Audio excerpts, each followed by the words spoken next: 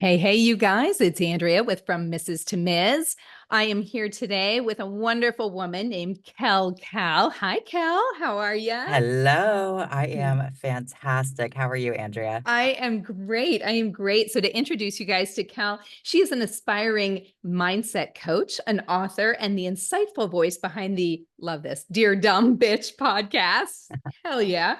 In 2018, Cal courageously embarked on a journey of self discovery, leaving behind the facade of a seemingly perfect life trapped in an emotionally abusive marriage. This pivotal decision led her to the shores of Bali, where she's joining us from Mm. Bali today, where she found solace and embarked on a transformative path towards genuine happiness. I love that. Like that just sums it up right there. Exactly what Mhm. you went through, which is amazing. So thank you for joining me. We said it is awfully early there. It's about 7:30 in the morning. You're a little bit ahead of me. You're on Tuesday, right? Yeah, Well, I'm still on Monday night. So thanks for coming on and getting up early for me. Appreciate it. of course. I'm excited to be here. Thank you. So, okay, let's start at the beginning. Okay, so tell us, let's go back to like Yeah. 2018, prior to what was your life like and what was your marriage like at that time? Okay. So I'm going to take it back even a little further. Let's go back Okay. to 2017. Okay. And I was married, I was living in Florida, and I thought I was living my dream life because my life Yes. looked perfect from the outside.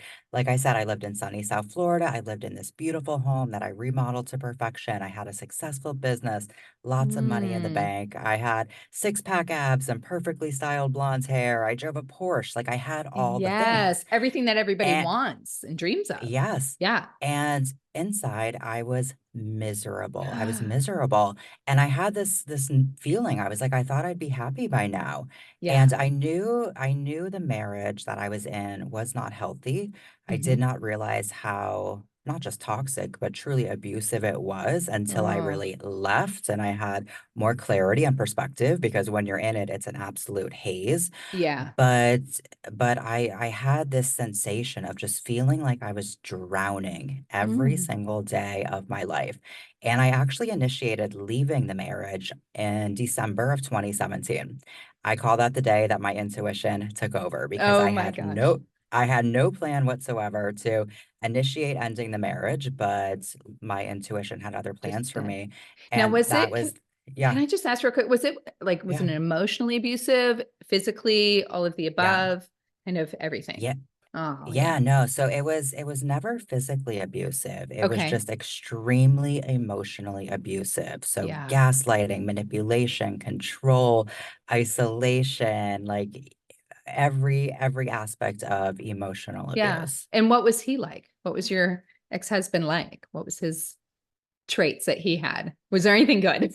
I should say Yeah, yeah, that. yeah. So in hindsight, I could see that he was the perfect partner for me at the time because he Yeah. was a mirror and he was showing me the lessons I needed to learn, but I Mm. didn't see that at the time. And he was very charming and Um, he he was a bit like Dr. Jekyll and Mr. Hyde, so to speak, oh, right? Like in yeah. public, it was one version of him, and then behind the scenes, within our personal life, it was a very different version of Yeah. him. Scary. And yeah, and deep down beneath it all, I could now see his insecurities, his pain, his trauma that was being projected on to me.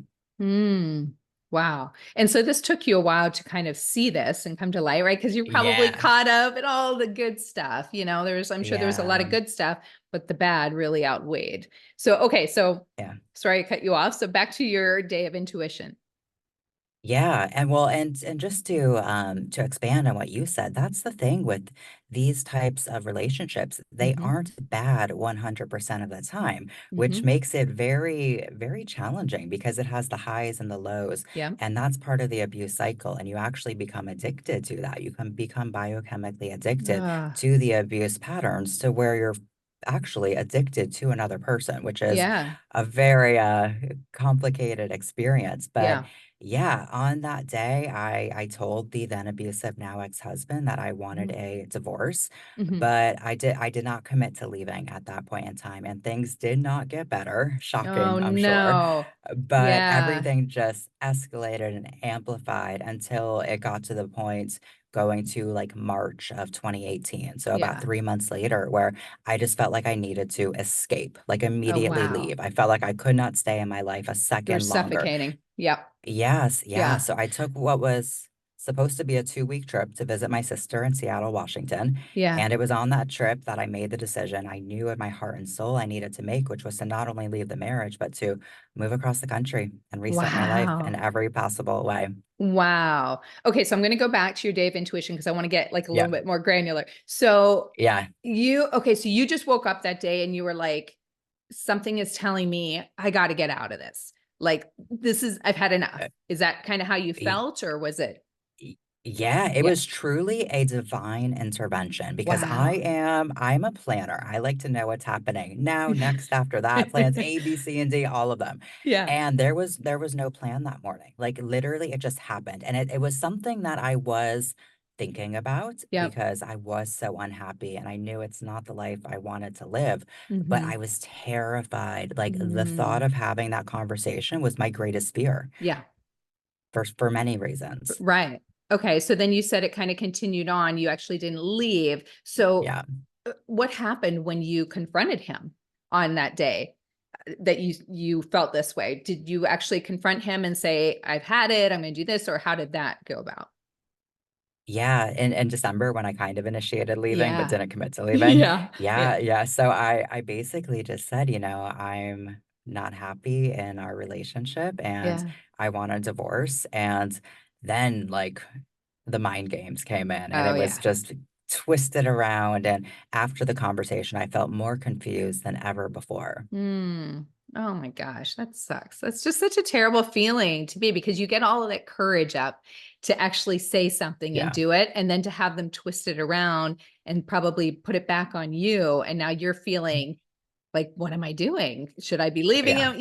Yeah, then you're back in this confused state, and you were so clear in the morning, I'm sure.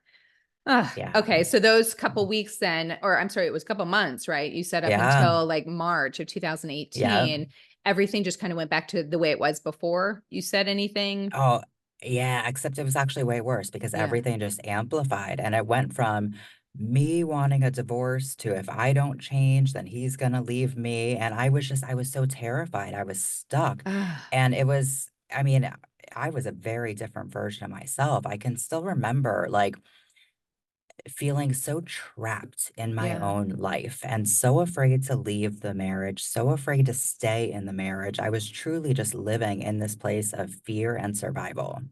Wow. That's just so scary and such a terrible place to be and feel like. I'm sorry. I'm sad for that for you, but it sounds like, okay, we've moved on. So then what happened after that? March. Yeah. Yeah. So I was given permission to take Hmm. that trip. And just side note, if you need permission to do something in your life, Yep. you're not living your life. You're That's right. you're living somebody else's The life. number Like one fun problem. fact. Yeah. Yeah, yeah. But I was given permission to take that trip. And from the second I got to the airport, I knew that there was no way I could ever go back because I felt the most foreign Yeah. sensation, which was Yeah. happiness and freedom. I could make my own decisions. I didn't feel like I was walking on eggshells. Yeah. And then had the 2 weeks with my sister and family, and it was just this breath of fresh air. So Mm. I did have some communication with him on the trip, and I let him know that I would be proceeding with filing for divorce when I got back. And that's when things got really spicy and interesting Mm. because I went back to my dream house. I was locked out. I Oh, got permission to enter, and my parents were with me because I didn't feel safe being alone with him. I yeah. literally packed my shit in garbage bags, filed for divorce, and then I went to the bank just to figure out the finances because I truly was not prepared Yeah. to actually end and leave the marriage. And Were I was informed by the you bank. independent funds at that time, or were you shared No, no, everything, or? everything was joint because I thought Oh, that's what you did when you got married. You just combine yeah. everything, and it's like when two become one, right? Like I was just Right. following like the rule book of life. No, Right. and I went to the bank to figure out like the financial situation, And I will never forget the look on the banker's face as she pulled up account after account to tell me the balance was zero. And just feeling like the floor falling out beneath me because I literally went broke overnight. Oh my God. So where was the money? He He withdrew all of took it. it, which, I mean, we were both on the account. So technically, legally, Oh he my was God. able to do that. Yeah. So then naturally, my next stop was the Porsche dealership to return my Yeah. car because I could no longer afford my car payment. It Yeah. went from living this really privileged and successful life, and we built our business together. It Okay. wasn't like I married into it, right? Like we Yeah. truly built this business together. So then I returned the Porsche and 2 days after filing for divorce and going back to Florida, I was on a flight back to Washington with a suitcase and a dream of a different future for my life. And Wow. simultaneously, I was broke, I was homeless. Ended up living with Yeah. my sister, and I'm so grateful for my family's support. Yeah. And I was determined that everything I was experiencing, all the trauma and challenges and adversities, would not be the worst thing that ever happened to me. And Mm. somehow it would become the catalyst to transform my life in every possible Oh, way. I And love fast that. fast forward to today, and Yeah. with 100% certainty, that's exactly what happened. Wow. That is like crazy. That is so crazy. So you mentioned that a challenging aspect for you was kind of recognizing this most toxic relationship, right? The one Yeah. you had was actually with yourself, you actually said, right? Oh, You yes. Yeah. discovered that was the most toxic. So how did you kind of grapple with that realization? And what initial steps did you take to start transforming that relationship that you really had with yourself? What did you do there? Yeah. Yeah. So when I first moved to Washington, so this is like, we're talking like April of 2018, I Hmm. decided I'm going on my journey of self-love and self-discovery because I had Hmm. this vision of truly like loving myself and having this really beautiful relationship with myself. Yeah. And I was getting support. I was in a domestic violence support group. I was Yeah. seeing a therapist and beginning journaling and doing some of my own practices. Hmm. And I realized in hindsight that I was also still bypassing a lot of the deep inner healing that I Yeah. needed to do. I discovered mindset work and thought I could think my way out, which Yeah. you have to feel in order to heal. So I was really bypassing a lot of the deep inner work that I needed to do. And I developed pretty much every coping mechanism that there is: an eating disorder, Mm. substance abuse, addiction, productivity, and working Wow. out, exercising, and pretty much anything I could do to avoid myself, Yeah. I was doing. And I then, I love that you said that. I'm sorry to interrupt you, Cal. I'm just yeah, jumping in because I yeah, have so many yeah, things that are uh, so I just mm, want to touch on. I love that you said you have to feel in order to heal. yeah, And I yeah, just wanted to repeat that because that is so important. We tend to want to just gloss over it and sweep it under the yeah, rug and hope that yeah, the pain goes away and that, somebody else comes along who can just fix that for us. But yes, it's not yeah, like that, right? You no, really have to no. work on yourself and heal yourself first and love yourself in order to move forward and find that Yeah, next yes, and phase. I thought I could just skip that part. I thought I could just skip to the good part and just Yeah. use like positive mindset. And I became the queen of toxic positivity. But emotions are energy in motion. That means they need to move, they need to flow. And if we're not feeling them, we're suppressing them and they don't go away. It's like Yeah. literally envision like putting things under a rug. It's like you could Yeah. see the big lump. You're not fooling Yeah. anyone. They're still there. But then Yeah. you're trying to like tiptoe Step around over it and it. Yeah. yeah, Yeah. it's like no, it's still there. So that was the life I was living. And Mm, in hindsight, yet again, because hindsight is always 2020, right. I could see that I recreated the life I was living in Florida, but just with myself. So it was very controlled, it was very toxic. And what else happened in 2020 is COVID. And Yes. What a my time. greatest fear came true, which was I was forced to be alone with myself. All of Mm. the distractions I was using, always working, being successful, the gym, everything that I was using to distract and avoid myself was removed. And I had to be alone with myself. And I realized, oh no, the most toxic relationship of all wasn't the Yeah. relationship with him. He was just a mirror. It was truly the relationship with myself. Wow. What a And discovery.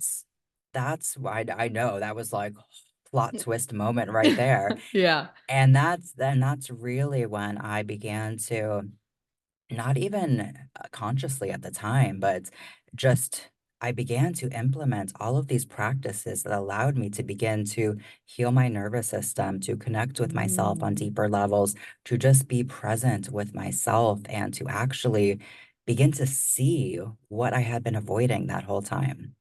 Mm. And so what was the most prevalent thing that you found that you were avoiding? What do you think it was? It was myself in every possible way, Yeah. specifically a lot of the emotions that I Yeah. had been feeling. And, I spent the summer of 2020 on a beach in Washington because there Mhm. wasn't much else to do because we were forced to stay home or be outside 6 feet apart. And Yeah. I spent that summer on the beach journaling. I felt called to begin reading books on spirituality. I Uh-huh. was out in nature. I was going into the water, which is the Puget Sound, which means it's cold as fuck. So I was doing like cold Yeah. exposure, and I began just doing these things that were really beginning to support my nervous system. So that way I could Oh. actually have the capacity to begin feeling. And I began to realize how disconnected I really was from myself. And then I felt called to begin meditating. So I forced Mm. myself to start meditating, and I just began to start incorporating these other tools that allowed me to begin to do that deep inner work. Yeah. And those are the things that you kind of say help you experience it like as a catalyst to unlock your highest potential, right? And Yes. your Yeah. best self when you're doing Yeah. those things. That's amazing. Oh my God, that is such a crazy story. And I loved hearing it just because it's to see you come out of that. And you're so beautiful. And I just know you're so happy. I'm like, when I say I'm like, oh my God, you're in Bali and everything. And so that's amazing. So okay, how did you get to Bali? Yeah, so as I I know it's like how did I get to Bali? So my Yeah. first of all, it was not like leave the marriage, end up in Bali. Like Yeah. my journey took every single detour that there is, Yeah. which really just means I had a lot more lessons I needed to learn to become this version of myself.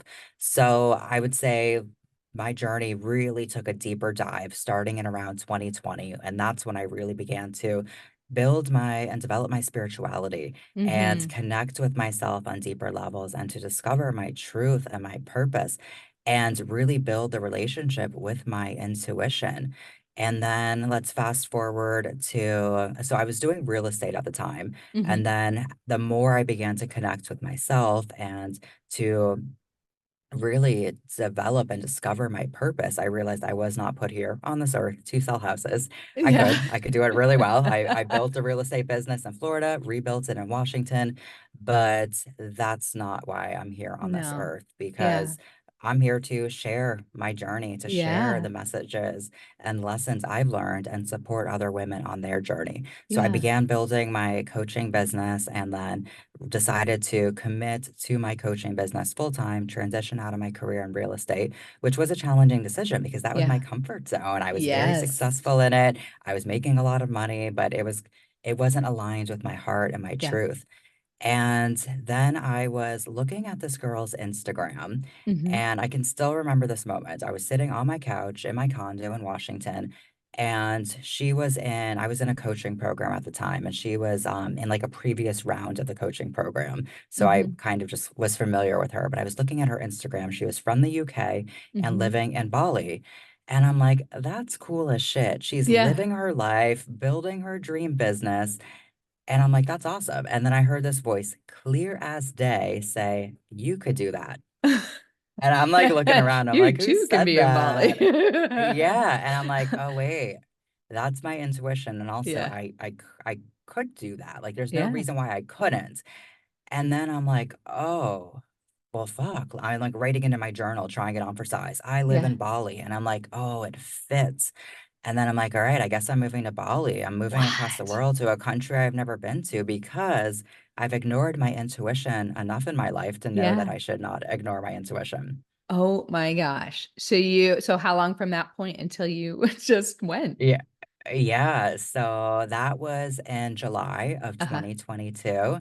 And I told myself January of 2023, I'm moving to Bali. Oh my And God. that's what happened. That's what happened. So you've Uh, been there for a little over a year now, year and a yes. few Yeah. months. Okay. So tell Yeah. us about your life in Bali. What's that like?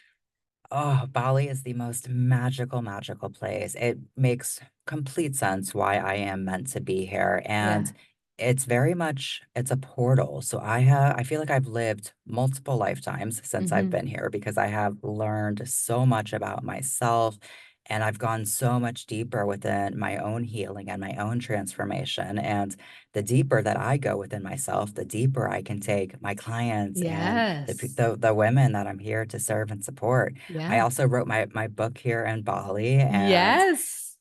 Tell which us is about your really, really book. It's exciting. called How I Cured My Resting Bitch Face. I love it.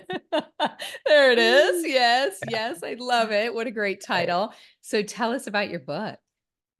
Yeah, so my book really shares my Mhm. journey of leaving an emotionally abusive marriage, moving across Yeah. the country to restart my life, and all of the many lessons that I learned. So it Yeah. shares my journey in the most unfiltered way possible. It's a very, very vulnerable expression of my Yeah. life, but it also shares the framework that I use to go from settling in every Mm. aspect of my life, not just in the relationship, but in the relationship with myself and unfulfilling careers and other relationships to truly developing unconditional love and ultimately creating a life that I'm obsessed with. So it shares Wow. my journey, but it also shares the tools, resources, and the framework for readers to use on their own Yeah. personal journey. Oh, I love that. So when you picked up to move there, I'm fascinated by this that you just picked up and moved there. It Yeah, seems so I know. like out there. I was just thinking while you were saying it, I'm like, could I do that? If I had someone in my ear say, you too could move to Bali, could I do it? So you said you'd never been there before, right? Never. You just I didn't even know a single person there. Oh my gosh. Did you even consider any other places to go? Or you were like, that's it. That's where I'm supposed to No, be. it was Bali. And I'm like, Yeah. I don't even know where Bali is on a Yeah. map. Like Bali Right. wasn't even in my awareness, but it was like, nope, you're moving to Bali. And it's interesting because when I tell people how I moved to Bali, they're like, well, what about all like the planning and preparation? Like Yeah. you had to figure out all the details. And I'm like, sure, there are details involved. You got to make sure Yeah. your passport is up to date and figure out your visa and where you're going to stay and live. But that wasn't the real preparation that I did. When Yeah. I decided I was moving to Bali, the real work was to become the version of myself that could Mhm. move across the world to a country she's never been to and didn't know anyone. And yes, I was already aligned with that, but it was embodying that version of myself on a deeper level so that I Wow. could actually show up as that version of me and Wow. do the bold move. Yeah. And were you doing your coaching, did you say before you moved or once you moved there? I had started my business before I moved. Yeah. Okay. And so it just kind of really translated really well to going there because now you were living what you're preaching, right? Right. Exactly. Yeah. Yeah. And I really viewed it as me embodying the message that I share with women, which is stop settling. Like, Yes. remember who you are. We are such magical and powerful beings. And Yeah. when we change what we believe is possible for ourselves, we change what is possible. Because if you had told me back in 2018 that one day I would be living in Bali, I would have been like, Yeah. put the crack pipe down. Like, what are you talking about? I have PTSD and I'm like a shit show, like Captain of Yeah. the Hot Mess Express. And back then it wasn't possible for me. But it's Yeah. really interesting because when I first moved to Washington and was Hmm. restarting my life on the journey of self-love and self-discovery, I got a tattoo. I got this lotus tattoo Ooh, on my nice. wrist here. Yes. And it Beautiful. was my symbol of intention for my journey of self-love and Mm. self-discovery because the lotus essentially grows through the mud and becomes this beautiful flower, which is really what I viewed my life Yeah. because I was in the mud and I'm like, Oh, nope, it's it's going to be a beautiful. beautiful flower. Yeah. And when I was in Bali, I remembered that the man who did this tattoo, so meanwhile, I just picked some random tattoo shop near my sister's house where I was living. Yeah. And the man who did it was named a goose and he was from Bali. Like, what No are the way. odds?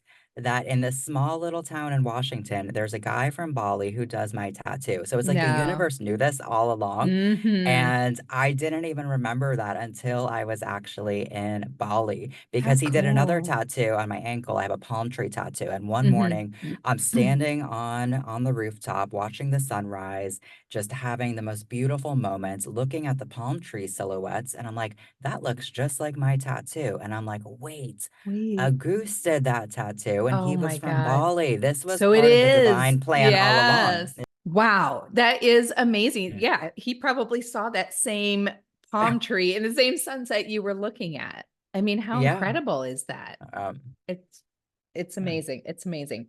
So tell us how you feel like one can heal and transcend from trauma. Because I know you kind of talk about this in your coaching. How do you think they can do that? Yeah. So, looking at the relationships in our life, they're always a reflection of the relationship that we have with ourselves. Hmm. And for the longest time, I was making the ex the villain. I was making Hmm. myself a victim, and I was really playing into victim consciousness.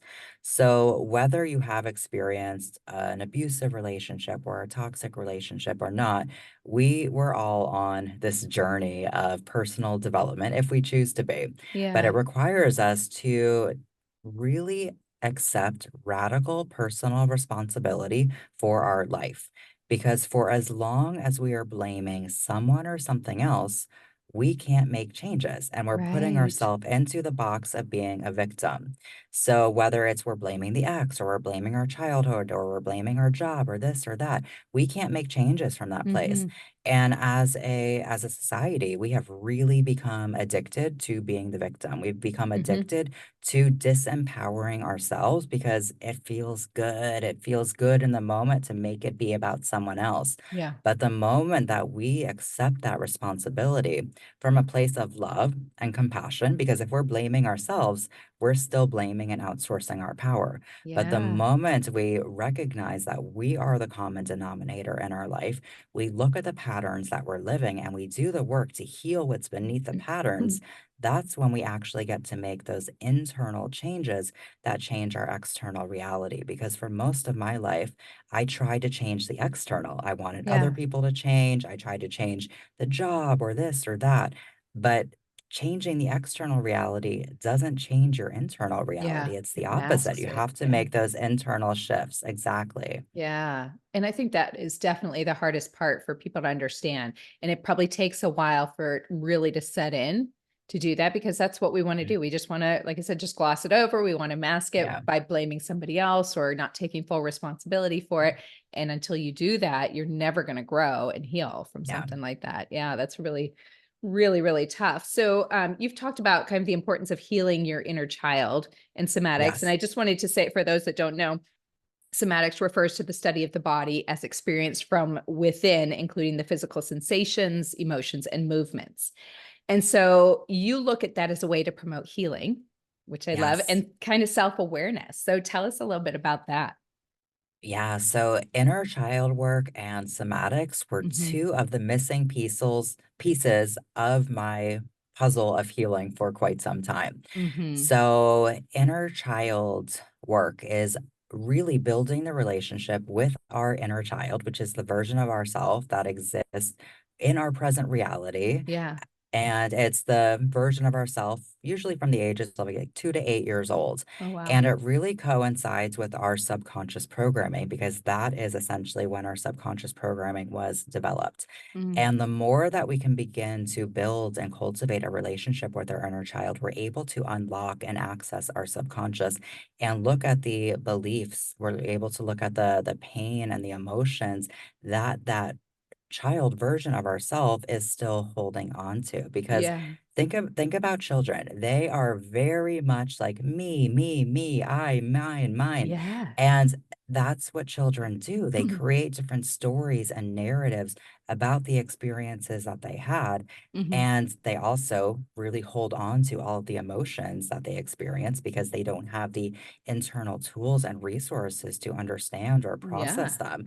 And then we hold on to them, and then that inner child version of ourself is basically in charge of our life because the ego's job is to protect our subconscious. So the Mm-hmm. ego essentially becomes the bodyguard to our inner child, which means we Wow. have different patterns and coping mechanisms that we develop in order to protect that inner child version of ourselves who is still carrying the pain and the hurt and Mm. all of the stories and narratives from the past. But simultaneously, our inner child is also carrying the joy and the magic and the fun and the creativity Yes. and all of those other childlike aspects as well. So we Yeah. get to access and unlock that when we begin to build this relationship with our inner child and help that version of ourselves heal because we Mm. all have our own unique experience of our childhood.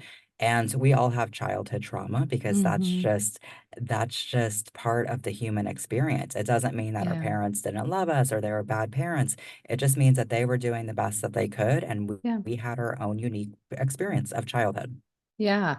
And it's not to say that that you should blame the child in Yeah. you, right? Like we're not using the child Yeah. as our excuse and everything. It's No. about finding that inner child to help you maybe understand Yeah. how you became who you are and kind of learn from that, right? So it's using it in a different way. Exactly, Yeah. exactly. Yeah, because if we're blaming that child version of ourselves, again, we're outsourcing our personal power because we're playing the blame game. So it's Yeah. really about building the relationship, supporting that child version of ourselves, understanding their needs, and really reparenting ourselves so we can Yeah. meet those needs in a way that actually supports us and in a way that allows us to step into who we are meant to be in this lifetime. Mm. How do you get there? How do you find that inner child? Like, is that like a meditation process? Is that something you discover through journaling, or what is the path for something like that? Yeah, It just seems like, so you know what I mean, like for somebody who doesn't know how uh, to do that or how to experience yeah. that and really get inside of that, because I'm kind of like that. I find it hard to, I try the meditation and I can do it a little bit, but I don't know that I'm doing it right or that I feel like I'm getting something from it. So I'm just wondering, how do you get to find that inner child? Yeah, yeah, and I could remember, like, not only how abstract I thought really the whole healing journey was at first. I'm like, "Well, what does it Yeah. mean, and how do you do it?"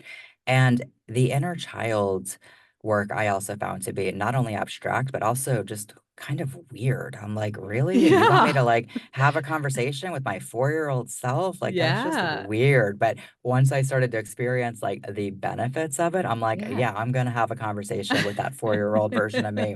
So it really looks like everything that you mentioned. So Yeah.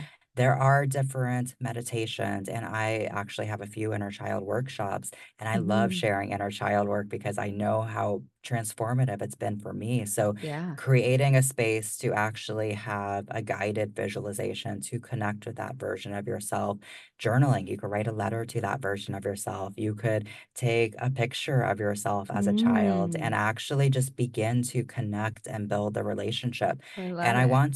I want to interrupt myself and Mhm. just mention that this work can be very vulnerable. It could be very Yeah. vulnerable to connect with this version of yourself, especially if they are carrying a lot of pain and trauma from the past. Mhm. So if you have resistance to it, or if it feels like it's not accessible, then Mhm. you get to go slow. You get to dip your toes in. You don't have to Yeah. dive all the way in because what a lot of healing is really disguising almost self-aggression. It's like, let's Mhm. go really hard and do the healing. And it's coming from a place of not truly loving and respecting ourselves. So Yeah. honoring yourself and where you're at and get support if you need it. But the inner child relationship is like any relationship. It takes Mhm. time to develop. And the more energy and intention that we give it, the more that it gets to cultivate.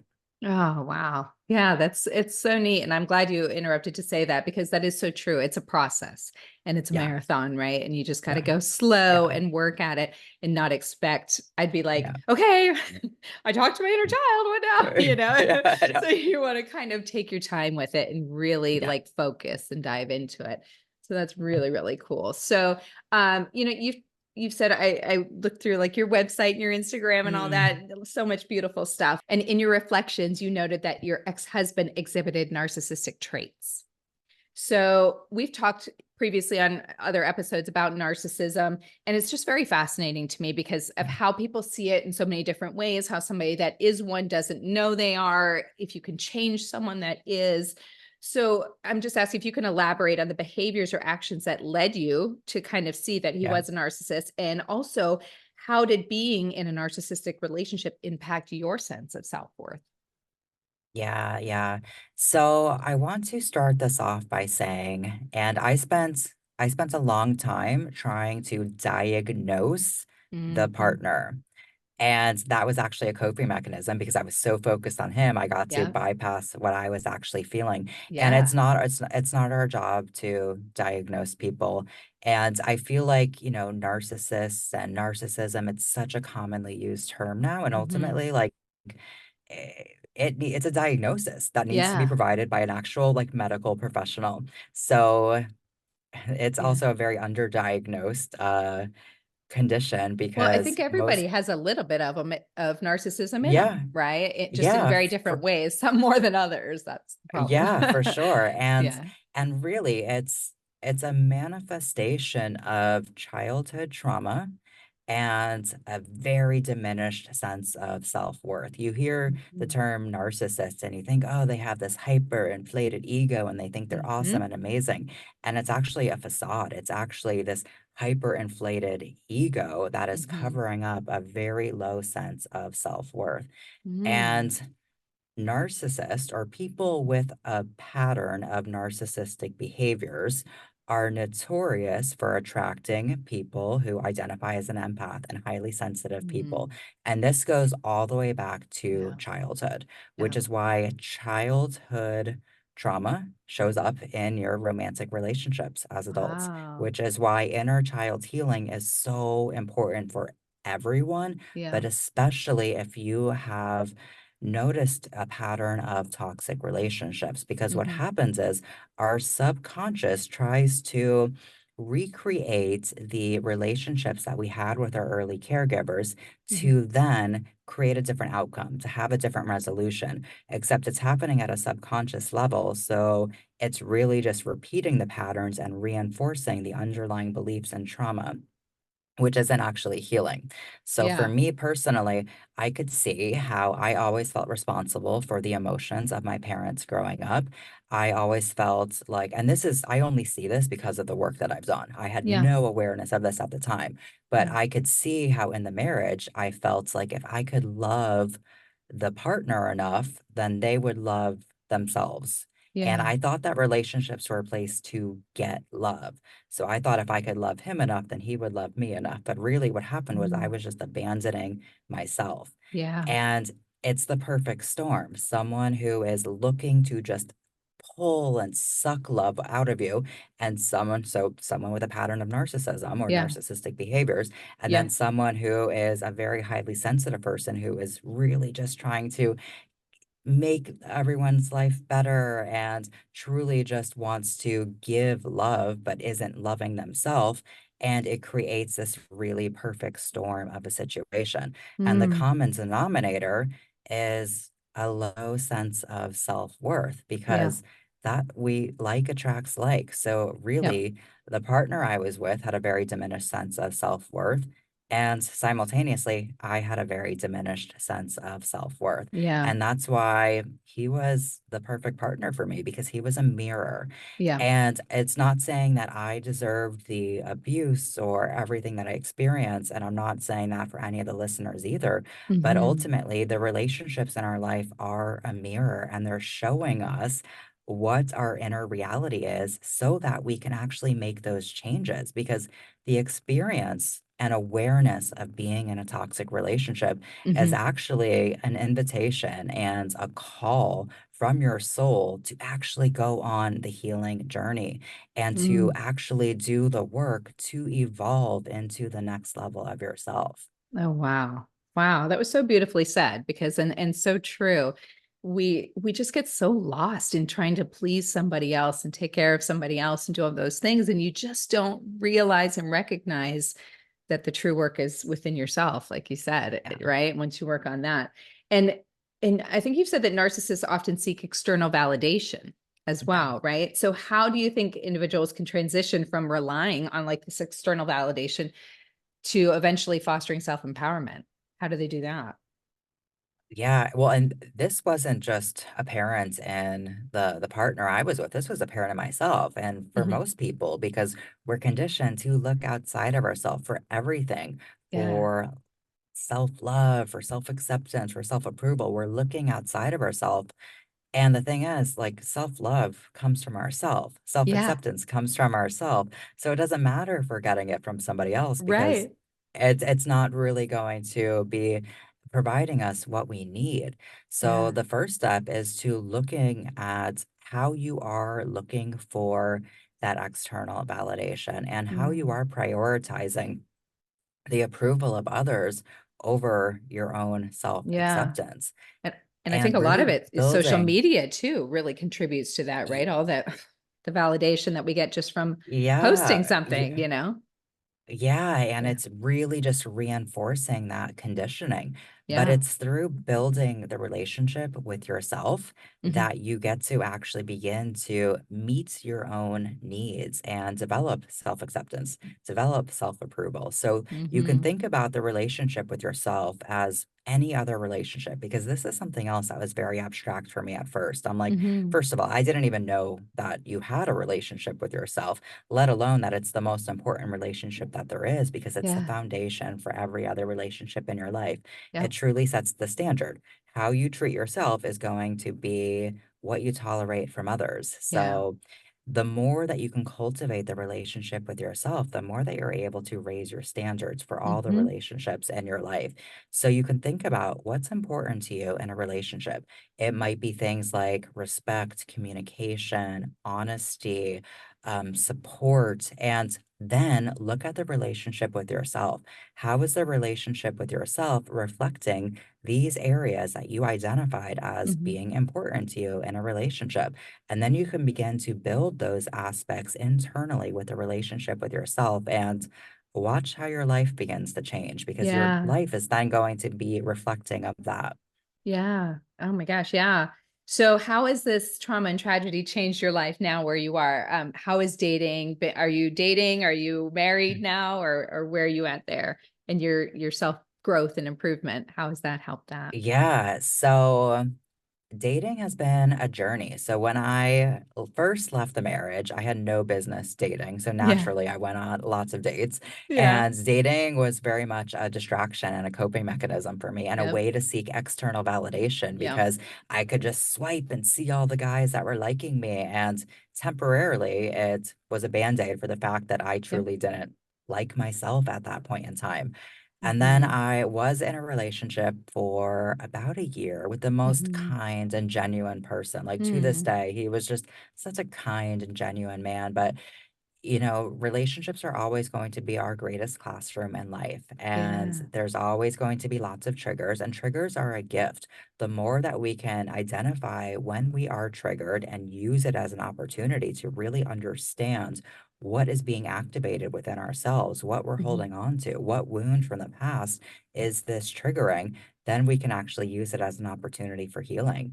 And Mm. I learned so much about myself in that relationship. We were together for a little over a year. Okay. And then I recognized that we just weren't aligned anymore. Yeah, he Mm. was a great guy. Yeah, I had a lot of love for him. But ultimately, we were not aligned. So I made the Yeah. decision to end the relationship. And since then, I've gone on a few dates, Yeah. but I've really have been focused on just living and experiencing Yeah. life and pursuing things that light me up and feel good. And I have the most Yes. amazing soul aligned friendships right now. And Uh-huh. just so much like I've never felt more love for myself and my Hmm. life as I have, like as I do right now. And it really goes to show that like you don't need a relationship to feel Yeah. love. And in Yeah. fact, that's actually when you attract a relationship because you're entering it from a place of want and desire rather Instead of than need. need and filling Yeah. a void. So it's interesting Yeah. because I haven't really explored dating too much since I've Yeah. been here in Bali. And also I've been writing a book and really pursuing other passions in life. But Yeah. I do have this intuitive knowing that I am entering a partnership this year, Mm. which Oh, is exciting. Yeah, I you're know. like, I'm not I'm sure like, where. oh, Well, I yeah, think it would be hard to know that. I feel like every guy I'd see, I'd be like, I wonder if it's him. I wonder if it's him. You're not right. sure. Every I person you know. meet would be fun Yeah, though. which is kind of exciting. It's like, Yeah. hmm. So do they have, so it'd be a silly question, but do they have like the dating sites there, like Bumble and stuff Yeah, like that? Like you can meet people that way they there? they do, yeah, and Oh, I have a few friends that actually use them. For yeah. me, I am not on the dating apps, and Yeah. nothing against them. I think they're a great way to meet people and connect with people. But Yeah. again, I just have this intuitive knowing that I'm going to meet my partner in real life. So you don't And need to. You don't need to be on yeah, it. and I just feel like my partner is not on a dating app right now. He's out Yeah. living his life, which Uh-huh. means I need to be out living my life. I wanted to go back to where you said that um you ended the relationship with a guy who was wonderful and great. And Yeah, I think that's really something important to say is that you had a lot of the wonderful things there, yeah, the love, the kind man, everything that you would want, but it still didn't feel like that was quite your person or something didn't yeah, align. And instead of just sitting in that situation and just, settling for that life, even though it wasn't yeah, necessarily settling because he seemed really great, yeah, I love that you took it upon yourself to make that change. And that's really a yeah, hard thing to do, to change something that is going well, right? Just because you yeah. realize it may not be your forever. So that was probably a really big step for you to do that. Yeah, Um, it was. And especially because, when most people think about a toxic relationship, they think about like gaslighting and perhaps mhm. manipulation and control and things like that. But if we are choosing to stay in a relationship that we know is not aligned Yeah. with our values, with the vision that we have for ourselves and our life, that can become a very toxic circumstance Great as point. well, especially if we begin to carry resentment towards the Hmm. relationship and we do end up settling, and we could end up Yeah. settling even if the person is great and amazing, but just Yeah. because they are not meant to be our partner in the long-term future. Yeah. Oh my gosh. Wow, what a fascinating story. I was really excited and anxious to talk Mhm. to you because it's just I love that you just made the difference for yourself and you just went and did it. I think that is like just incredible. I think that we all dream of doing that or think about making those big changes and you actually did it. That's so cool. I can't even go on like a trip by myself. I'm like nervous, but just going Mhm. across the entire country. So I'm so proud of you. It's so Oh, thank amazing. you. That's so amazing. So thank you so much for coming on here. Tell us more about your book, where people can find it and where they can find your courses you do. Give us all the goods. Yeah, so my book is available on Amazon as an ebook and also as a paperback. There will Mhm. be an audio version coming sometime Oh, soon, but for nice. now, you can get the ebook or the paperback. I also have my podcast, Dear Dumb Bitch, and you Love can, it. it's a lot of fun. How did you You come can up with also, that name? Like, where did you come up with that? You're just like, "Oh, I'm talking to yeah. myself." So actually, the whole like branding of, being a dumb bitch actually was a part of my journey. And Ah, this is an interesting story and I want to share it quickly. yeah, So please. when I first left the marriage, I was looking for anyone to come and save me, to come and Hmm. fix me. So I decided to start working with this like fitness and nutrition coach because again, old pattern and conditioning of if I look better, then I'll feel better. Hmm. And he had me making these like green juices, and I was Hmm. not a green juice girl, but here I Yeah. am blending like kale and spinach and celery and drinking them every morning. And I was Uh-huh. on a real estate team at the time, and one of the girls who I later became really good friends with, she would call it my dumb bitch juice. And That's and I awesome. thought it was so funny. I'm like, yep, Yeah. it's my dumb bitch juice. And I didn't Uh-huh. realize at the time, but it really was dumb bitch juice because I was Yeah. drinking it thinking that something outside of myself could fix me or Yeah. change how I feel inside. So dumb bitch juice became the delicious metaphorical concoction of all of the ways that we use things outside of ourselves to change how we feel inside. Oh, And wow. then I really went with I had a dumb bitch era because I was using all kinds of things outside of myself to Yeah. try to change how I felt inside.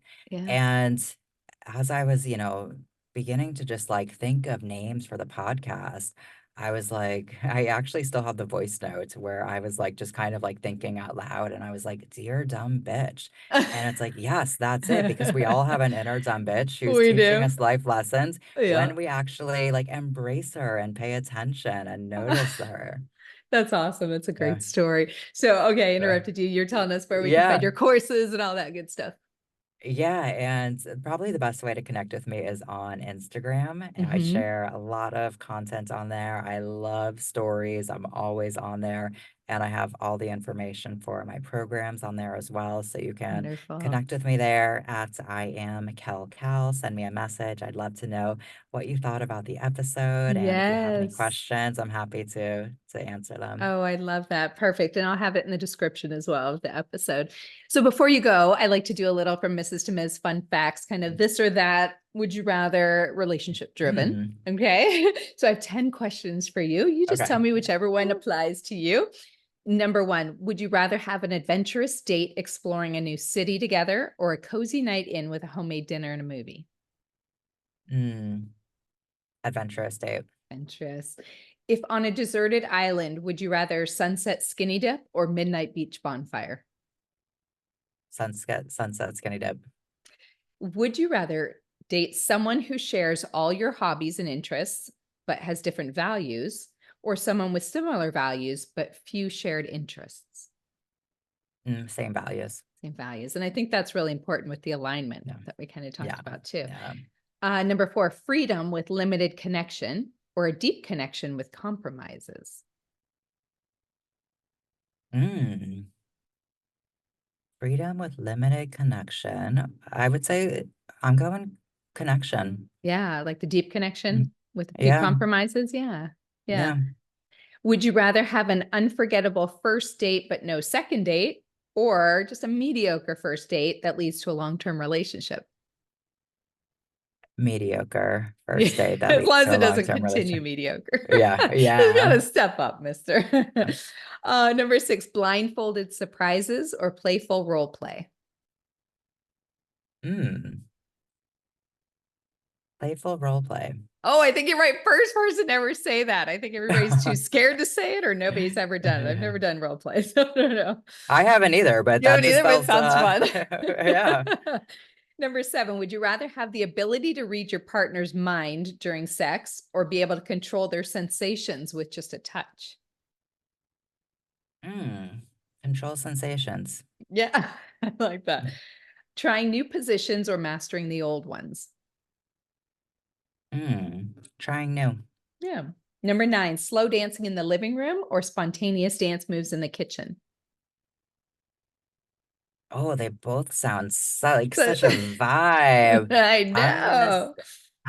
I'm gonna do spontaneous in the kitchen. The kitchen. Number 10, tease to build anticipation or straight for the fireworks. Tease to build Tease anticipation. foreplay. Yeah, that's good. Thanks Mm. for playing that. I love always hearing people's That was fun. responses, and you Mm. never know what we're going to get.